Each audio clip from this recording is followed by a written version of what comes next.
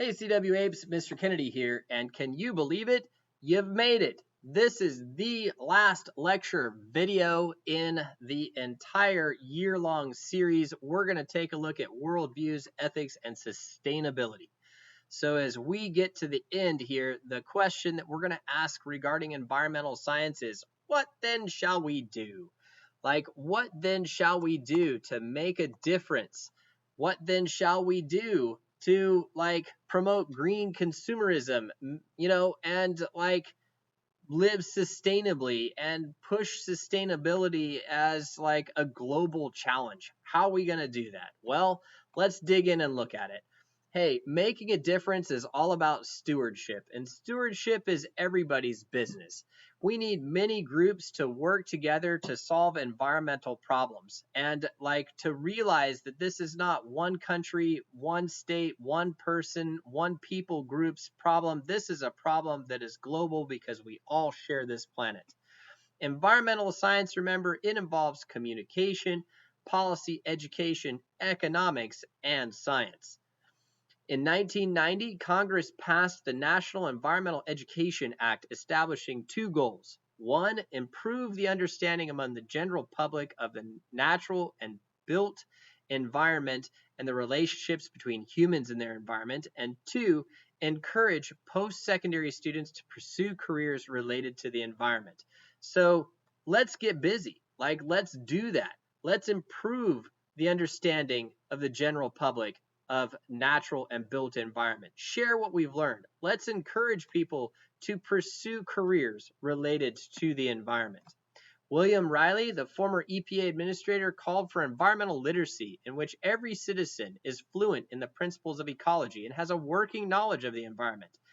The idea William had, or Mr. Riley, was to foster a stewardship ethic here in the United States, but also globally, to prepare ourselves for life in the 21st century and beyond, to make lifelong, lasting change, and to get out and enjoy the natural world. Citizen science really is all about ordinary people joining with established scientists to answer real scientific questions and to become involved in the world around them. Community-based research is pioneered in the Netherlands when they combined researchers with students and neighboring groups to work on research projects. Even the Audubon Society sponsors an annual Christmas bird count. That sounds fun. Okay? Train people in the environmental professions at every level, from support staff to managers, to educators, and to those, in roles who basically just have some curiosity about the environment. And the idea is that these roles will increase in importance and people that are participating in will increase in numbers.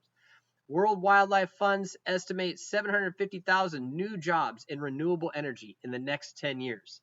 Other fields include environmental law, environmental engineering, and environmental education. If you're thinking about what can I do with my life as I go off into college and where will I go, might I suggest a career in environmental science? Green business. Hey, green business is all about how resource conservation and environmental awareness can be an advantage to business, not a disadvantage. Most large companies have an environmental department. I was just up in the mountains at Tenaya Lodge, and they have an environmental department. Can you believe it? There's a person that works there, and that's their job, to make Tenaya Lodge green. Okay, and I'm not talking about just planting trees. Companies are beginning to design or are being designed with pollution control and waste disposal in mind.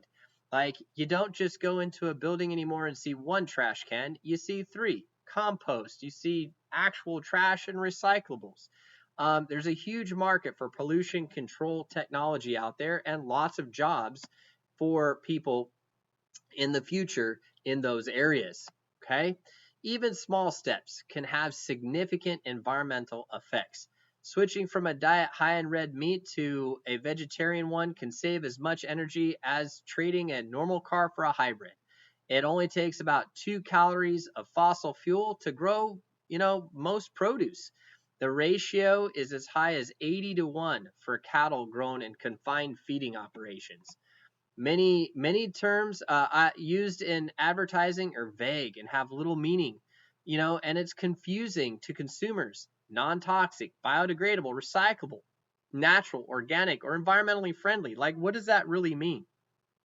There are several national programs scientifically analyzing the environmental impacts of products, like the Blue Angel label in Germany, the Green Seal program in the US.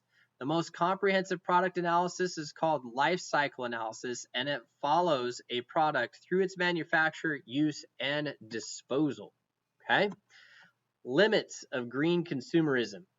Often consumers, they're faced with a complicated choice. Like, do I use a paper bag or a plastic grocery bag? Do I use like the one that I brought from home? Like, which one's actually like best for the environment, right? If I use a paper bag, well, I'm cutting down trees. If I use a plastic grocery bag, well, I'm not going to cut down a tree, but if that grocery bag can't be recycled, it might end up as pollution.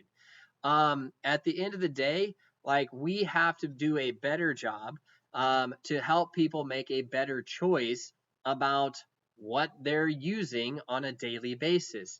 Like, take your own reusable cloth bag, not plastic bag, and buy your groceries with that. Okay? Focus on doing your best to recycle. Focus on doing your best to buy green products. Focus on doing your best to get involved. That's all we're asking, and spread the word. Green consumerism generally can do little about larger issues of global equality, chronic poverty, and the oppression in the third world. So all we can focus on, all we can play on is that one thread that we have control over, and that's how we approach each and every day. Collective action can magnify the power of individuals, and for this reason, many people join environmental or social action groups like the National Wildlife Federation, the World Wildlife Federation, the Audubon Society, Ducks Unlimited, Natural Resource Defense Council, and so on. Okay? Mass membership, large professional staffs, and long history provide large national groups a degree of respectability and influence not found in newer, smaller groups. These groups have local chapters, and they're a great way for you to become involved. So I'd encourage you to do exactly that. Focus on doing your best every day and get involved. Get involved with your neighborhoods, get involved with your community. Some groups do have limited contact with members and focus instead on land acquisition, litigation, and lobbying. So, like, that would be the Environmental Defense Fund, Nature Conservancy, like National Resource Defense Council, and Wilderness Society. Okay. Some non-governmental organizations. Okay, so if you're not into government, like, you could go for the rapid rise in international or NGOs, like the Rio Summit in 1992 had 30,000 representatives of environmental groups attending. You carry out public education and consciousness raising activities, and you can do conservation internationally, and work on like debt for nature swaps, right? You can green your campus. Student Environmental Action Coalition, or SEAC, is the largest group with some 5,000 chapters to help us figure out how to green our campus. Like, what can we do around here? Do we recycle? Do we separate compost from trash? Like, do we plant trees? Like, you name it. Like, those are all ways that we can green our campus. You can learn to organize, use social media, and to get your message out. So that's it, ladies and gents. That brings our year of lecture videos in environmental science to a close. I hope you've enjoyed this as much as I have. Thank you for your participation, and I'm Mr. Kennedy, and one last time, I will see you next time.